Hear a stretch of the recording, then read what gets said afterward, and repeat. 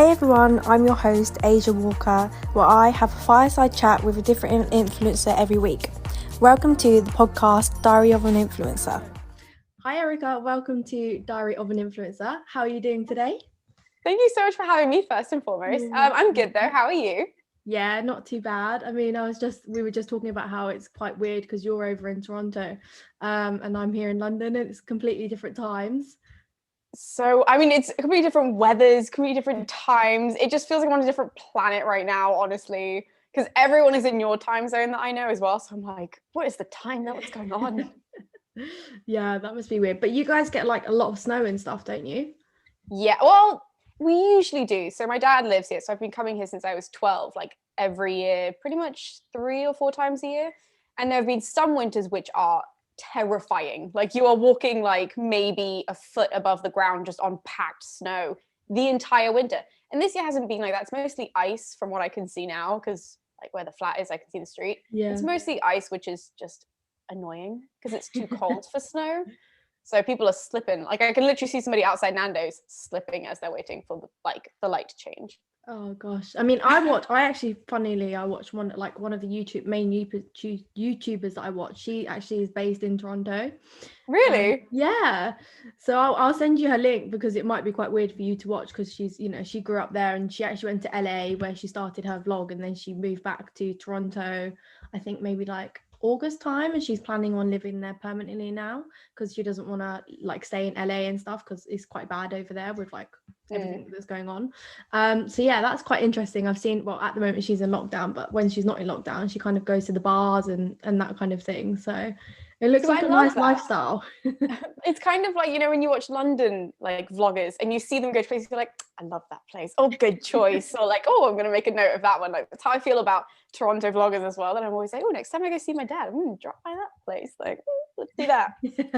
Yeah, no, it's definitely, I mean, sometimes, I mean, now I kind of just watch London vloggers like in the past and I'm like, oh, well, you know, in like 2-3 months time, we'll be doing that hopefully, because at the moment we can't do anything. So you're like living through other people's old vlogs, even though they're all in the same like boat as you, but you're like, oh, they were at a bar, they were at a park. Oh, how fun.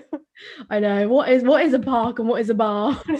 So so about your blog and your like YouTube channel, I guess it's more like YouTube. How did you like get into that and what's it all about? Tell me more about it.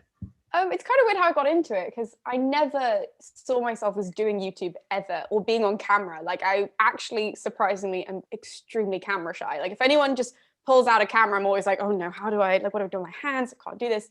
And I actually got into it because I really wanted to work in a museum after university, and no museums were hiring. Well, they weren't hiring me anyways. And they were hiring like a lot of odd roles that I was not qualified for. So I was like, well, I have to keep busy in the meantime until something opens up. And so I just started doing like little IGTV videos, not really YouTube, but it took me like 3 months to edit one of them. So it ended up being like useless. And I'm like deadpan in all of them. It was just rubbish. And so I was like, you know, I have to start taking this really seriously. And I just slowly stopped looking for jobs in museums. I looked for like 1 month and then just really decided to focus on like YouTube. And I have a website which is under construction right now, so you can't go on it. But we used to do the website as well along with them. And so that's sort of how it started. It was really because no one was hiring positions that I was qualified for. So I was like, well, I'll just do it. And now it's like this weird snowball effect where now it's all I do. So no, that sounds great. And what tell us more about like the content that you do and kind of like how you got into that content. The content started off, as I said, as being like little sort of stupid videos. I did a quiz video with my friends. This is the first ever thing I filmed. And it took me so long to edit. I had to start the IGTV in the middle of it because the IGTVs were just going to come out faster. I had like 2 cameras on that shoot and I accidentally got them too drunk. So like it was all just jarbled and they were talking over each other. And I was like, oh, how am I going to do this? And so the idea was to make history like really fun. And so once again, getting my friends too drunk was not the way to do it, but I thought, oh, this is going to go really well. It's still up if you want to see it. It is horrendous. And so in the process, I was like, well, why don't I just start talking about like small topics on IGTV that will help people understand that quiz video, whatever. And literally I'm deadpan in all of them. I look like I'm dead in the eyes. Like my voice doesn't move at all. I'm like, hello, everyone. It's rubbish. And then over time, it was just sort of, okay, well, what do people actually want to know? What is really of interest to me? And how can I put that into something that's really small and bite-sized and fun for other people to find, or easy for other people to find? And so that was sort of how I ended up navigating the content after the whole disastrous of the first couple of episodes and learning how to do it all. It was just more so navigating what people want and what I can give them really well, if that makes sense. Yeah, no, that makes sense. And is it like a hobby, or is it like your full-time job? It started off as a hobby, and then sort of throughout this pandemic, I've started to take it much more seriously. Like in the first year, I think I uploaded only 12 YouTube videos at most, I think, because they took so long to edit. Like, I cannot stress this enough. I am not a computer person. Like, literally at the beginning of this video, you should include me trying to like open this stupid like camera and all of this, because I just don't know how to use computers. So it started off more so as like a hobby, and then through the pandemic, I set myself like, okay, we'll try and do one video like a week or something. Just try and do it. And so then I ended up doing 1 and 2 and 3 videos a week, and now I'm back to 1, and it's just, yeah, it's sort of, now I'm taking it more seriously because I have more content. I understand how to do it more. And I mean, you have to just stop looking for jobs at this point because they're not coming up. It's just not happening. So it's now being a more serious thing, definitely. Okay, no, that sounds great. And I saw, you know, because we follow each other on Instagram, I saw that you were trying to do your own Instagram challenge of posting every day in December. How did that go? Oh my goodness. So I have my 2 Instagram accounts. I have my history Instagram account and my personal Instagram account. And I shut down my other one because I'm just really bad at Instagram. I was like, I'm just going to start again. It's fine. So I started again, decided to post once every day. And it is so hard. I don't know how people do it. I have so much respect for influencers who manage to post new content every day that stays on brand, that's creative, that's fun, keeps with their color schemes. I have no clue how they do that. Like every day I was looking for like an old Facebook photo that I kind of liked. I was like, oh, I can post that. That's fine. It's crazy. So it's really hard, but I have so much respect for influencers. Yeah, I so know what you mean. I mean, I've been doing it for 7 years, and even I find it hard to like get photos sometimes to post. It's just like mad. And then also you like stare at a photo that you think you like you'll take a photo, you're like, oh, I really like this, and then you'll color edit it, and then you'll like put it into Instagram and try and make it, you know, like, oh, just like a little bit more nice. And as you're about to hit it, like to hit publish, and then you're like, kind of look like a donkey in this photo. And so then you delete it, and it's like, why would you go through hours of this stupid photo in order to just not post it in the end? I know. I think also sometimes I think because I do it as a hobby, I think, well, it doesn't really make a difference if I post a photo or not because I'm not earning from it. But I think if it's like your job, maybe you're like more motivated to like batch make content because I definitely am not motivated to do that at the moment. I just don't have the creativity for it yet. You know, like I feel like influencers are so creative. Like they know, okay, I've got to post like a hair brand, and then I've got to post a perfume, and they'll manage to make them so that I want to buy those things, even though like I would never buy them in the first place. But I'm like, oh, she looks cute. Like, oh, I want that, you know? Yeah, exactly. So on kind of the same topic, would you ever want to become like a full-time influencer, knowing how much it takes and that type of thing? You know, I don't know. I think partly yes, in regards to just my history stuff. So if I were to be able to just make history content all the time, then sure, because I find that easier, because that at least I know like the message I'm trying to put forward, whereas me, I'm always like lost with like, I don't know, a hat on my head. I'll be like, cute.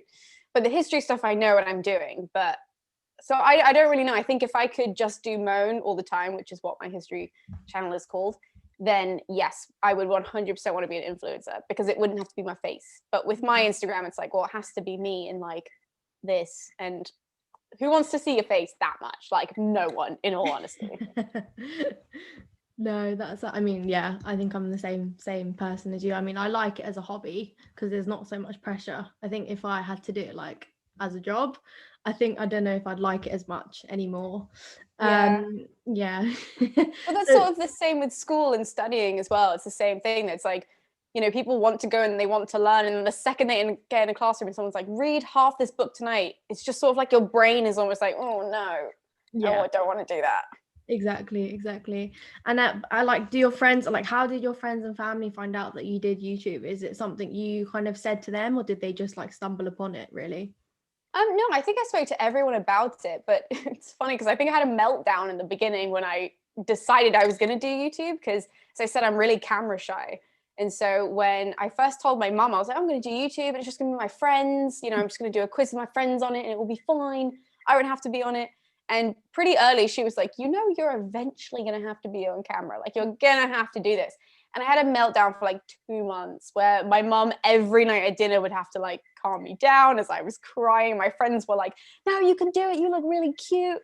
So I used to like put my friends behind the camera so that I could talk to them. Like, they were so supportive and so great about it. Like, everyone was so on board with like helping me do it and to like achieve this. And so, yeah, no, they definitely didn't stumble upon it. I don't think anybody can just stumble upon a history channel.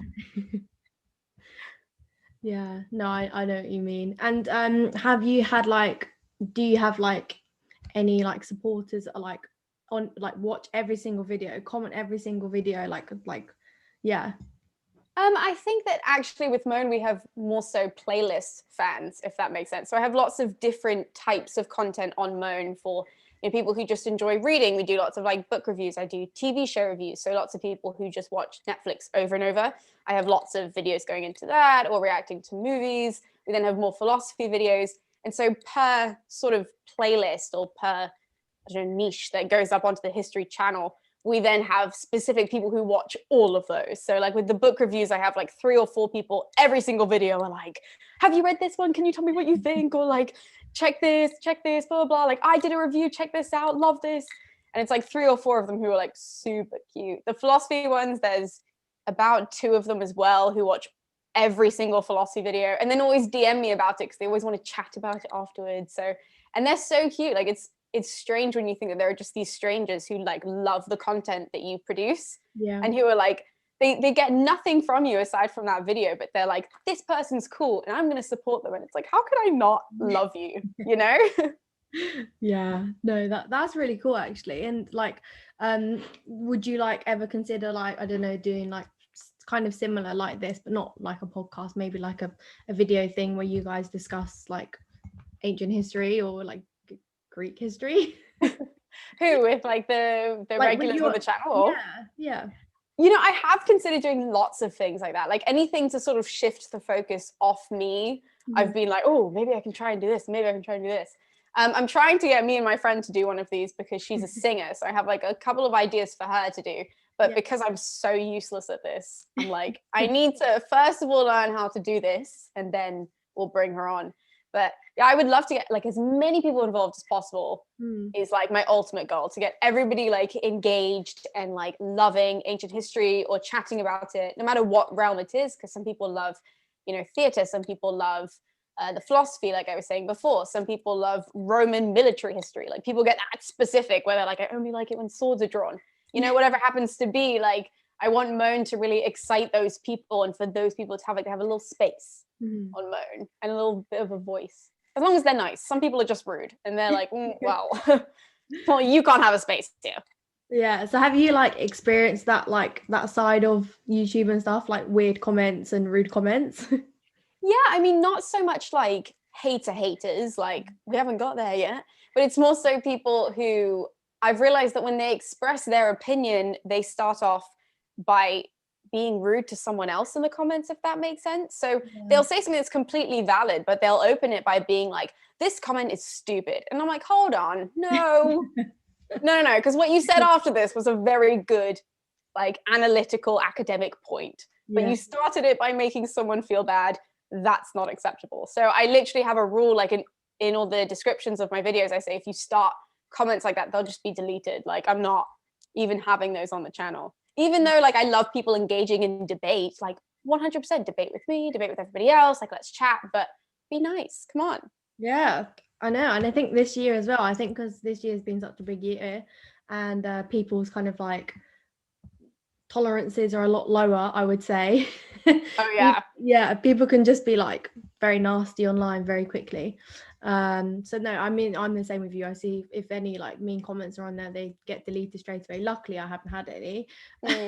which is again kind of why I quite like the like numbers I have at the moment. I think as you get bigger, the hate kind of you get more hate, I think, because you just like more people are seeing your videos, and it's kind of comes with that kind of like spotlight, I guess. Why I'm not eager to get there very quickly.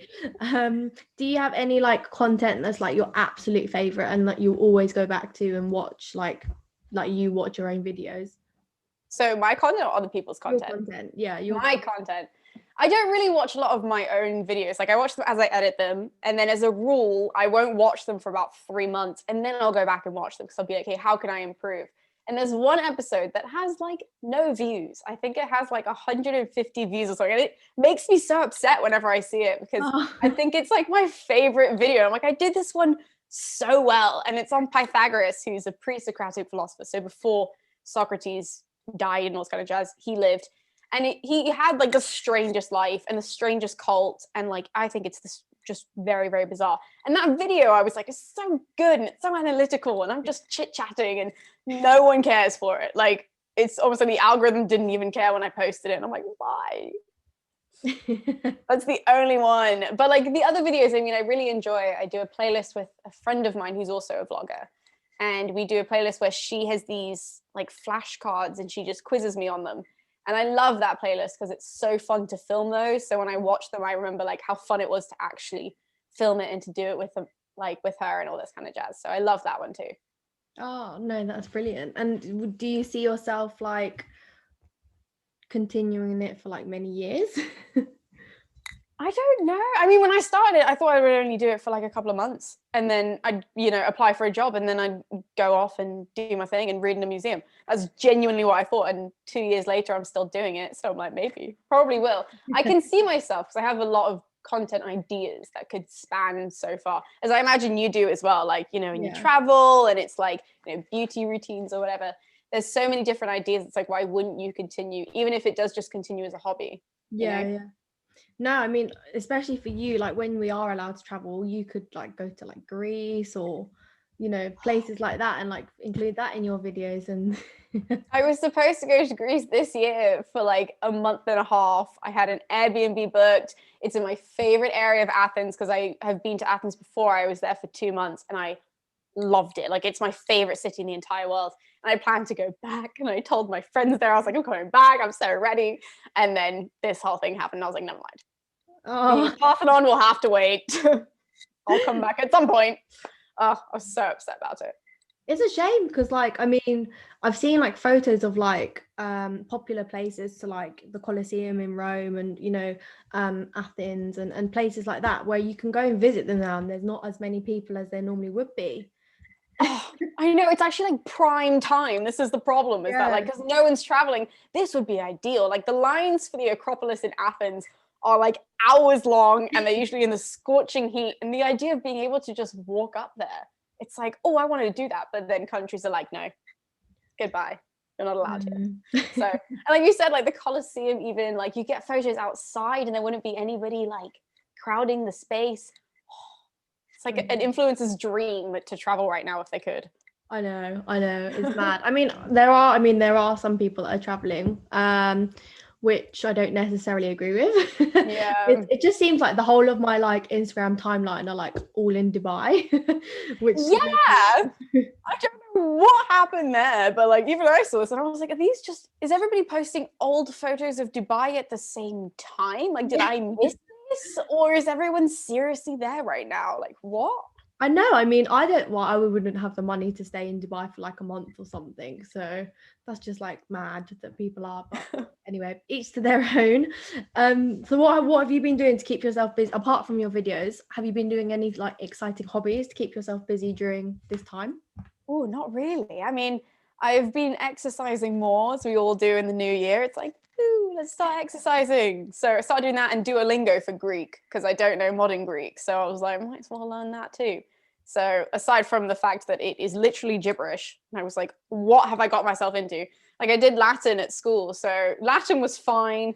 Dabbled a little bit in ancient Greek. And when I say a little bit, I mean like the tiniest bit because it's hard as hell.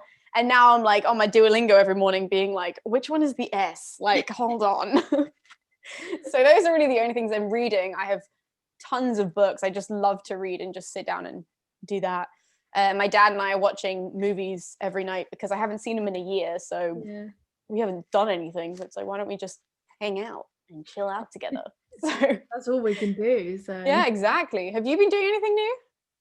Not much really. I mean, it's not much we can do. I did try and start running I think it was last year, last lockdown. So the last official lockdown in like March, April time. I was like, yeah, I'm gonna start running, I'm gonna become really fit. And like I literally did like 2 runs and I was like, no, not for me. I feel that. I hate running, like literally cannot do it. And a friend of mine though did this thing called, what was it, Couch to 5K or something? Yeah, I've heard of that. Yeah, so she did that and she was like, you should start this, blah blah. And I did it like the first day and I was like, no, this is not, even though on the first day it's like you run for 10 seconds then walk for 10 seconds or something like that. Like it actually is totally doable, but like mentally I was like, oh, it involves running, I'm going home. Yeah, I'm the same as you. I mean, I'm much more of a if I go to the gym, I'm normally like on like the cross trainer or walking on a running machine or doing something like on the floor, like sit-ups and that kind of thing, but definitely not a runner, definitely not. No, I commend people who are runners though. I'm like, good for you. Like, you've got great calves, I can see them from here, we love it, but I'm gonna just sit with my popcorn and just enjoy, that's it. Yeah, exactly. I mean, there's some people who are so dedicated, like they will go out and run if it's like pouring down with rain and it's pitch black. I'm just like, no. That is my sister though. She will run miles and miles no matter what time of day it is. Like whenever she gets the chance, she will go and she'll run. So she's also been big into like trying to get me to run, but she has the like correct shoes. She's got all the correct gear, so she looks cute when she runs as well. But for her, it's like, I think that she just kind of shuts off mentally. Whereas when I run, I'm like, everyone's staring at how funny I look. And like, I'm really tired and I'm sweating and, oh, this isn't cute. I want to go home and shower. Like, that's all that's going through my head when I run. So yeah, I'm the same. I mean, when I run, I'm like, I need water. You know, like I'm gonna fall over. Like, oh gosh, yeah, definitely not my type of thing. So, have you been watching any like good like TV shows or movies? Oh, well, my dad and I watched Indiana Jones again, which I haven't watched all 3 of them in a row since I was like a kid. And it's funny now, given that I've like gone on digs and stuff in Greece to watch Indiana Jones and be like, none of this would have happened. Like, I've turned into that person where I'm like, they need a permit for that. He wouldn't be allowed. So we watched those. And then have you seen the German show Dark? No. Mind-bogglingly good. And I watched at the beginning of lockdown because someone on Moan told me to watch it. And so I watched it and I'm rewatching it with my dad now. And even my dad is like, what's happening? This is amazing. And I'm like, I know. So we're rewatching that. But what about you? Have you watched anything? I've watched too much stuff. I feel like there's just so much stuff to watch that like all I find myself doing is watching stuff. And I feel like I need to try and like schedule my days out so that like I actually fit some time in where I'm not like on a phone or I'm not watching something, where I'm just like reading.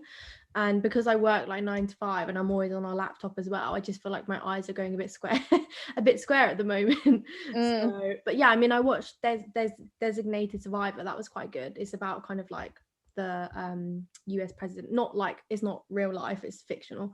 It's about like the US president and kind of that kind of thing. So that was quite good. And that's it really. I mean, just watching bits and bobs. Like I said, there's so much to watch. Sometimes I go onto Netflix and I'll be like, there's like too much stuff to watch, I don't know what the heck. Yeah, I mean, lots of people have been telling me to go and watch Queen's Gambit, which I haven't actually watched yet because I think it's quite strange, seeing as we went to school with so yeah, I've not got around to watching that yet. I don't know if you've watched it or no. I mean, I'm generally really bad at watching TV shows. Like, I think that's the problem, is that unless someone is in my ear being like, you have to watch this now, then I'm not the type of person to browse Netflix. I never go onto it. I never even like really browse YouTube. Like, I subscribe to my favorite channels, so those views, like videos, even those come up.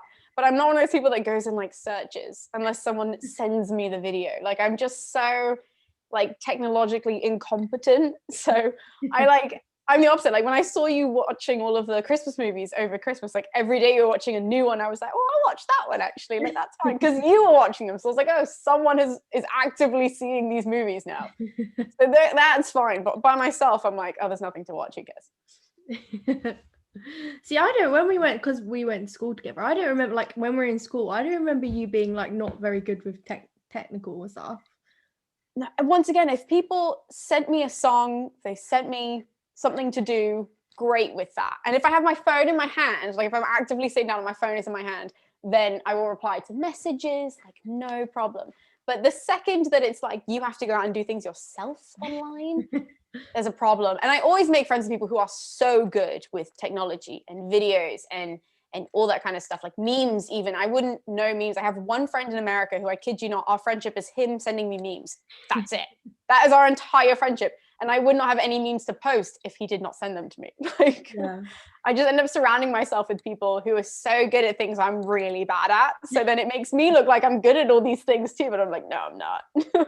I'm a phony. I love a good meme. If coronavirus went away tomorrow and we could do anything and everything, what's the first thing you would do? Probably stand in a pub. I miss standing in the middle of a pub, like with my friends, so much. And I know that sounds so simple, but I think it's because we can't do that now. You're like, when you go and you have to sit down, well, not now because it's locked down, but when everything was open, you had to go and sit down. You couldn't move from your table. You had to have the mask on anytime you moved. So it wasn't the same thing. And to go into a pub when it's like crammed full of people on a Friday night and everyone's trying to like get their pint over someone else, and then you've got like one chair where someone else puts their coat on and you're like, oh, this is a new friend now. Their coat is here. Great. And you end up making new friends with people. Like I miss that so much, that like human interaction thing, you know? I totally agree with you. And because you worked in a pub kind of before the pandemic. Tell me more about your mission. I think, was it Minions you hid around the pub or small figures? Yes. Yes. Oh my goodness. Okay, so the Minions were about a year and a half ago-ish. And my coworkers and I, it was just one of those summers where it was so hit and miss, like how busy it was. And like some weekends were like uber busy, we couldn't breathe. Some days were so dead. It was around like, I think it was Glastonbury was that year as well. So like people were in pubs with bigger screens, they could watch it. So we had it on and no one was in the pub. And my coworker and I got really bored. And one day he went around the corner to Tesco and he got sort of like Kinder Egg, and he got me one too. And, you know, they have the little toys in it. And they had 2 Minions. And we were like, oh, this is really cute. And so we stuck one to the till and we called it Calvin, just like as a joke. We were like, this one is now Calvin. And it lasted for like a week and no one took it off. And people were constantly asking about it. And we were like, you know, I wonder how many of these we could stick around and they would still be cute. Like, I wonder where the limit is of cute and annoying. And so we went around the corner and all of my coworkers, we bought as many Kinder Eggs as we could find and just opened them all, put the Minions together and stuck them everywhere in the pub. At one point, I think there was close to like 36 Minions. Wow. At one point, just littered like on top of like light switches and like behind decor. There was one in like a little cupboard that was on a bike. That was my favorite one because it was the only bike we got. And we named all of them. Like they had the most ridiculous names, like Claude, Imelda. We had Nicholas, Alex. Like it was just ridiculous. And my boss came in one day and she was cleaning and I was working upstairs and she just comes up with this teeny tiny Minion. She was like, Erica, what is this? And why is this downstairs? And I was like, oh, that's Claude. So funny of you to ask. And she ended up just finding them all and like picking them up and being like, what is going on? But my coworkers and I, we just kept sticking them around for no reason. We were just bored and we were like, I wonder how long these could last around the pub. And obviously like the regulars were coming in and they would find them like in the toilets as well. We started hiding them like behind things in the toilets. And the regulars would be like, why are there like little cartoon characters everywhere that are watching me? It was more enjoyable for us than it was for anyone else. And I think only 2 survive. I think Calvin on the till still survives and Alex, which is another little Minion, sits on top of a light switch, like right above the bar. And those are the only 2 that survive. But it was just one of those things, like you get really bored. And if you've worked in like a coffee shop or a bar or anything like that, there are just dead hours where you do nothing. Like there's nothing to do. So that was how we chose to entertain ourselves. So were you working there during like the World Cup? Yes. Oh my gosh, it was crazy. So the pub I work at is tiny. Like it's literally about the size of like a small bedroom. Like that's how small it is. And the bar is tiny. Only 3 of us can fit behind the bar at any one given time. And we're squished three of us behind the bar. So with the World Cup, and we had those channels because we don't usually have those channels on the TV, it was just like people were piling in through the door and then sitting on the floor and like sitting on people's laps, and like it was the cutest thing ever. Like I loved it so much because everyone was just squished in and it was sweaty and it was gross, and I loved it. Yeah, we went to our local pub as well and it was great. I mean, I can't think of those times at the moment. I think it'd be real, but yeah, I definitely can't wait to get back to those times one day. Oh, I think I have a video of it. I'll send it to you. I think if I still have the video, like it was just, I think it's now, I think that it's so much cuter. I think at the time I was much more like, oh my God, there are so many people in here. And then, you know, the break happens, then all of a sudden everyone turns around and they want like X amount of drinks and you're like, whoa, one at a time. Like what? You guys can't do this all in one go. But now I'm like, oh, I would do anything to have the pub look like that again. Like just for one night, like that squished in, sweaty, the atmosphere, especially because England got so far that year as well. It was just like, it was so good. It was really good. So did you work like in between lockdowns or? Yeah, well, the pub reopened in July-ish. Yeah, the beginning of July. So we reopened then, and it was only then we could only do takeaway at that point, and then we were allowed people inside, and then it closed again in November. But we started losing business in October, like because obviously all of the news was like, you know, stay home as much as you can, and this, that, and the other. So I was still going to work and maybe serving like 9-10 people in an evening, which is nothing. And then I'm standing there twiddling my thumbs too, because I'm like, there's only so much I can clean before I'm now cleaning clean things, you know? So yeah, it was just so different, you know? Yeah, definitely different. I mean, I work in the food service industry as well, and that part of our business is like completely like standstill at the moment. We're lucky that our business also has like the retail side as well, so we have that side of the business. Surely it's not that busy for you guys either though. It's probably a lot slower. Retail side's quite busy. I mean, because we sell like our lamb into like Tesco's and Sainsbury's and Lidl and Asda and those kind of places. So I think people kind of like, if you eat meat, I guess people like to treat themselves during this time. And then so it's an interesting thing, really. So yeah, bizarre times, honestly. Yeah, crazy. It's so like you have to take it week by week or like day by day. Yeah. I mean, I don't know how your business is, but like certainly with the pub, it's like at one point we think, okay, we're going to reopen and we can all come back in I don't know, the beginning of February. And then it's like, haha, JK, maybe the beginning of March. And then it's like, who knows? Yeah. So I don't know, like, because can you guys like go into the office or? No, we have like one guy who goes into the office like twice a week just to check on the office, but no, we all work from home. But I mean, for you guys, it's like mad because like I think it was like maybe like December or something, like you guys could theoretically open for takeaway, and then you know they would say, well, you have to close in like the next 24 hours or something. It's just mad. Well, the issue also with that a lot of other like bartenders will like understand me when I say this, that you know, the news will say one thing, they'll say like, oh yes, I don't know, bars and restaurants can open so long as they have, you know, food being served. And so everyone sort of thinks, oh, okay, if there's food served, then that's fine. But then every single bar and pub gets like sent a booklet that's like this thick of what constitutes as food. And so then you've got to leaf through this whole thing being like, so actually we can't open is what they're saying, but specific types of people can open, but we won't be able to until this tier or this, that, and the other. And it's like, it's so specific, but everything that's said on the news is so general. So you do get your hopes up a little bit because you're like, oh my God, I can go back to work, or I can see the regulars, or I can do this, that, and the other. And then it's like this fat booklet that's like, nope, you can't do anything. Yeah. I mean, that's mad. And there's like, you know, there's not that much financial support for that industry, which sucks really. There's nothing, honestly. And like, I know that they're saying all these big numbers, but for the most part, like my pub is independently owned and they get actually nothing from the government, like nothing, because I think they made something like £100 more than the limit or something, which obviously like the government don't realize that could have just been one busy order on like a strange night, like some weird party coming through could have ordered £100 worth of drinks and then left. But because of that, we get no support whatsoever. So my bosses are left like literally pulling at pennies at the moment to try and keep the doors open. Yeah, I mean, it's awful because you know, I do think when we are allowed, hopefully like in the summer, when once the vaccine's being distributed and things are a bit more normal, I do think people will celebrate like there was like no last year, because they're making up for lost time. But it's just it's hard for those businesses in between to stay afloat, really. Yeah. And that's the problem, is that you have to get to that point. Like, how many businesses will be able to make it there, with rent being so high and lights having to be kept on, and then like the limited, like we have skeletal staff at the moment, but still it's like, well, they have to be taken into consideration, and shift times and all this kind of stuff. Can anybody stay open at this point? Like, who knows? Yeah, that's the thing. I mean, some like cafes and stuff like locally to us, they're still open for takeaways.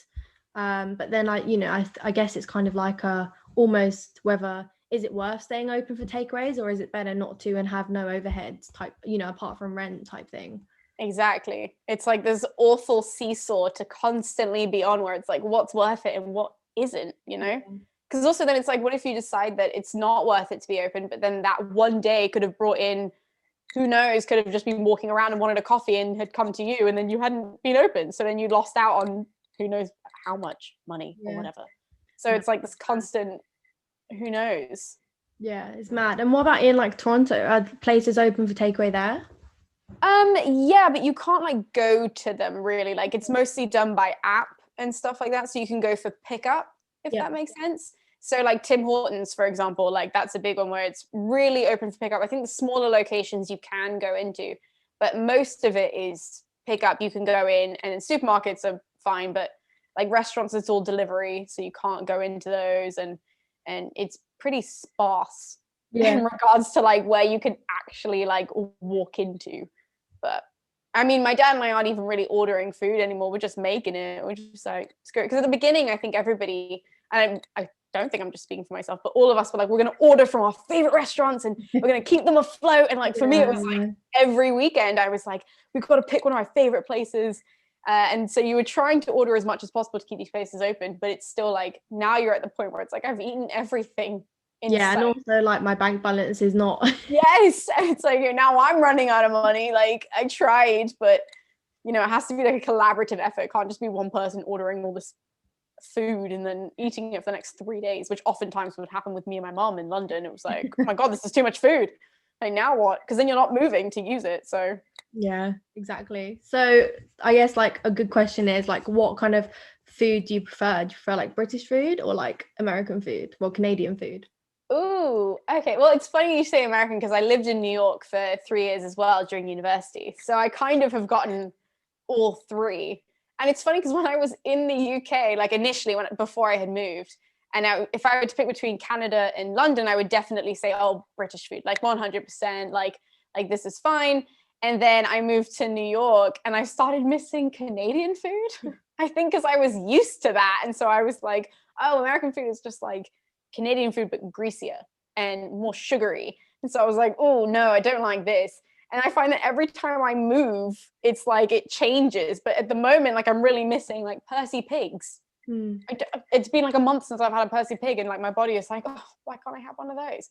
But I bet you're going to get there, and I'm going to miss like Tim Hortons Timbits, which are like these like donut like pieces, basically like Krispy Kremes. How they have those? Nice. They have those here, but they're like the best. So I'm going to go home and I'm going to miss those. And it's like, I'm in this constant cycle of like constantly wanting different food from different countries that I can't get. Because even then when you like if I miss dairy milk here, for example, the recipe is different. So I can't buy a dairy milk bar and get the same that I would get in the UK. Yeah. So then I start missing things like that. And then I'll go there.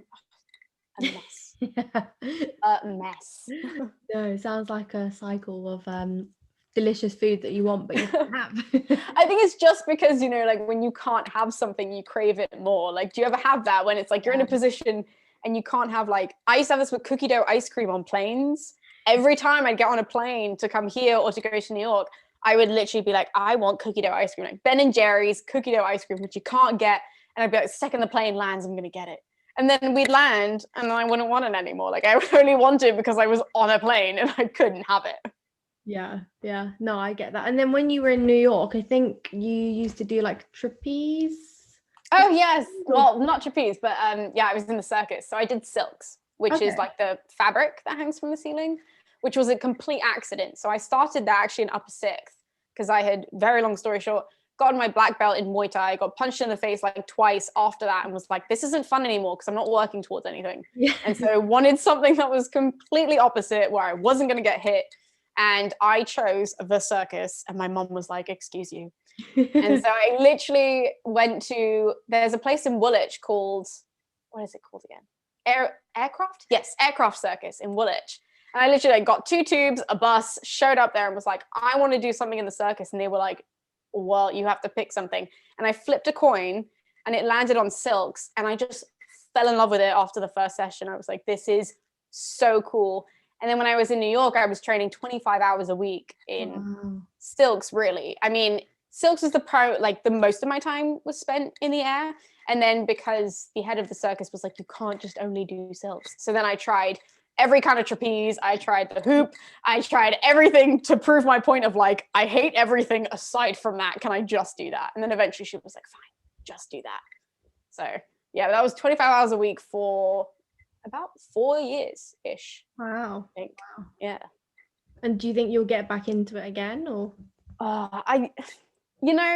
Lots of my old friends from the circus are constantly like, you need to get back into it. But I got a really bad injury. And I think a lot of me not going back is mental because I had like everything in my hip basically was pulled out of the sock. I had to get like MRI scans. It was a whole mess. Like with that injury history, like no one would hire me. Basically, they were like, you cannot work in circus arts. And I was like, what? Because all my friends were performers. And so I just sort of like mentally shut down. And now anytime I think about getting up there, I'm like, but what if I wrap my foot wrong again and I fall and then this happens? And so I think it's way more mental. I know it's way more mental than physical because my body will know what to do. But I think I'm just so terrified that one day I'll climb it again and I'll be fine. But it's like building up to that point of being like, can I be 20 feet in the air and be okay again? Yeah. Wow. I mean, I don't think I could do that, but no, I've seen some people perform it and it looks amazing. You say that, but until you like, as soon as you try something like that, I think it's when you can see what your body can do. That's the real addictive part of it. That it's like, it's so tough. Like the first time I did it, I was like, why would anyone who has ever seen fabric hanging from a ceiling and thought, I'm going to tie my foot like this in it? Like, it's crazy when you think about it that way, that I'm like, you just love to make yourself feel pain, clearly. But at the same time, when you actually manage to do something, it's like, oh my God, I did that. And it looked really good. And people like it. And oh my God, what? Like I did that? And then it's that sort of addictive mentality of like, oh, I can do this upside down now, or I can do this flip, or I can do this. Or if I point my toe, that will look like a professional did it type of thing. Yeah, no, that sounds really cool. I mean, I've seen some of your videos, so. You should try it. You know what? We should go. That's what we're going to do. I'm going to get over my fear of getting back up on the silks and you're going to give it a go and you're going to love it. Okay. I'll do that. Okay, so one more question. I guess this might be quite tricky for you. If you had to live anywhere for like the rest of your life, from London, New York, or where you are now, where would you choose? London. Why? It's not difficult actually. So, and my reason for this is because Canada is too cold, and that is purely the reason that I think it's either too cold or too hot here. Even though I love, like, there's so much nature in Canada. Like, you can drive and it's just like, literally we drive for maybe like 40 minutes and you're just in the middle of nowhere, and it's so calming and wonderful and blissful, and like we love doing it even as a family. But the weather, oh no. And like when the wind hits you in the winter, it feels like you're dying. It's like 1,000 little knives in your face. Like my ears get cold. Oh no. And that alone is the only reason why I wouldn't choose Canada. Maybe if I were to ever see what Vancouver would be like, possibly.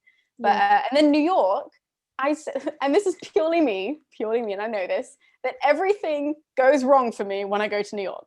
And this is evident, like, and all of my friends, it's evident by the fact that last year I went for 11 hours. I took the bus down. We were in the city for 11 hours because I had to go to the museum there. And then we took the bus back up to Toronto. And for those 11 hours, it rained nonstop. And it was the first time it rained in a month and a half. And it rained the whole time. I'm like, New York doesn't want me. It keeps telling me that in different ways. It's like, no, leave. And so I was like, after that, I was like, okay, I'm listening and I'm going. It's fine. So it has nothing to do with the city. It's just the fact that it clearly is pushing me out. Yeah, but I mean, New York has like really, really cold winters and really, really hot summers as well. Oh, goodness gracious. My hair is naturally curly, okay? So the summer in New York, it's so humid there. And the first year, like no one warned me. I think everyone just assumed I would know this. Why I would know this, who knows? But it's so humid. And when you walk down the street, that everybody has their air conditioners outside their windows. Yeah. And so it like they drip on you as you're walking. So you think it's raining and then you look up and it's like, oh no, it's just air conditioners. So between the humidity and the constant rain from the air conditioners, my hair was like this little fro. It was so not cute. I lived in like these French plaits all summer and I chopped my hair super short because I was like, I can't handle this anymore. This is ridiculous. And the winters, like you said, in New York, they literally would just shovel the snow over to the side of the street. So it's like these little mounds that you have to like cross in order to cross the road.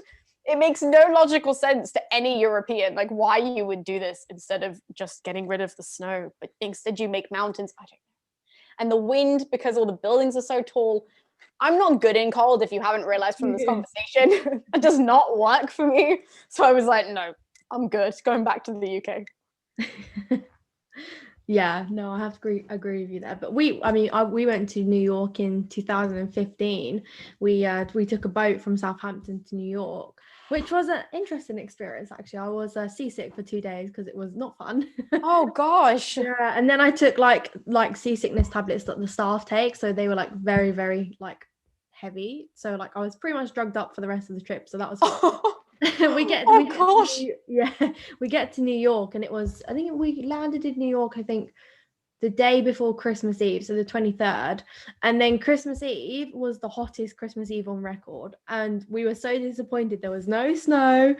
we packed all our winter clothes, and it was just so disappointing because we were like expecting like snow and like so that was interesting. But we were only in New York for 3 full days, so yeah, I definitely would like to go back there, probably in the summer and also when there's snow. So I would say go in spring. Spring is beautiful. September is beautiful. In the autumn, like when all the leaves suddenly start like falling, especially like Central Park, that time of the year is like stunning. Like it's so pretty to be there.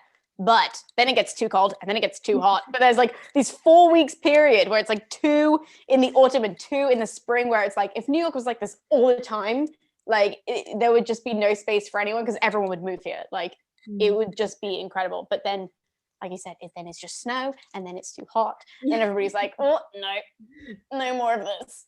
Yeah, that's true. So last question, if you had any like tips or advice to give someone who wanted to start their own like ancient history channel or blog, what would it be? Oh, just start would be my advice. I think that's always the hardest thing. Like, you know, I think that you want to think things through and you want to make something perfect and you want to make it like really, really good. Like, I know that's how I was in the beginning. That's why it took me so long to edit everything, because I was like, I want it to look like a TV show. And what I just learned now is that if you upload something and it's not as perfect as you want it to be, that's totally fine, because you can always redo it, or you can, you know, film something like that again, or whatever happens to be, you can do the topic again. Like, just do it, because that's always the hardest part. You're going to overthink that. And the minute you hit that upload and people start watching it, you'll just feel so much better as long as you just start.